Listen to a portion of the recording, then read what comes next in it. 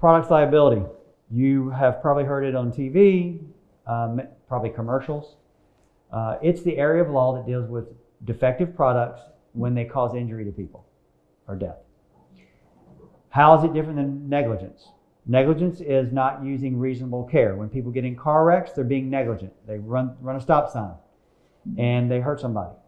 You just have to prove in a legal case that that person, if they were acting reasonably, they would have stopped at the stop sign and therefore the impact wouldn't have happened. That's negligence. Product liability came about, it's called strict product liability. It came about because basically it says that a manufacturer of a product is responsible for their product causing an injury or death if you can just prove that the product was defective. So you don't have to prove that they were negligent in the way they designed the product or manufactured the product or warned or placed warnings on the product, because negligence, the various legislatures in the country, state legislatures, have decided that trying to prove that Johnson & Johnson, for instance, was negligent is probably going to be hard for just a regular customer, right? So you don't have to do that. It's a little less onerous on a plaintiff in a product liability case to prove negligence. I'm sorry, to prove strict liability, because you don't have to prove that they acted unreasonably. You only have to prove the product itself is defective. And there's three general ways to do that. That it was defectively designed, that it was defectively manufactured, in other words, the raw materials were not up to par and therefore they failed, or it was defective, the warnings were defective in that they were inadequate.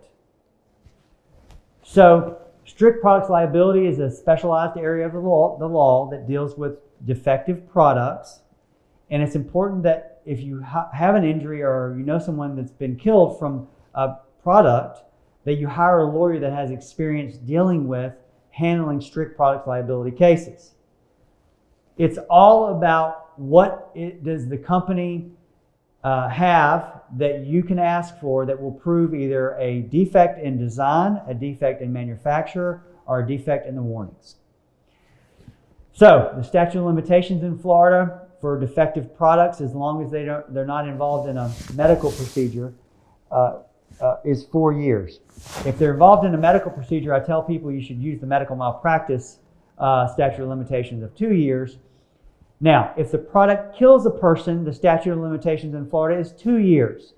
Even though it's a strict product liability case and it's not medical malpractice, it's 2 years because Florida's wrongful death statute is 2 years. So, if you think a product either seriously injured a person or, heaven forbid, killed somebody you know, and you want to have information, legal information on that, you can contact us on the web at zarzaurlaw.com, or you can call us at 855-HIRE-JOE. Thank you.